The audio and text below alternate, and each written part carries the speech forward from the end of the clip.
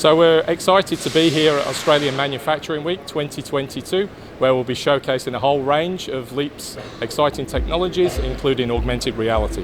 What I'm standing by here is a collaboration with Howden. We have one of their fans here, and this week we're going to be showing how augmented reality can be used in a number of use cases. Examples of these use cases include for training, for overlaying documentation relevant to this particular fan. Also, we're showing how we can use IoT information to overlay on the physical item here.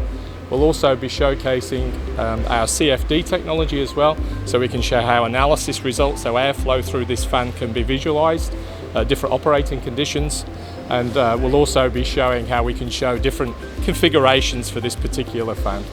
So augmented reality experiences also help us with service and maintenance procedures, where we can enable and quickly train people on site to perform tasks. What we can also do through our connectivity through IoT is also receive data back and using predictive analytics determine if there's going to be an issue. Again, using our augmented reality experience, we can visualize that sort of warning and information.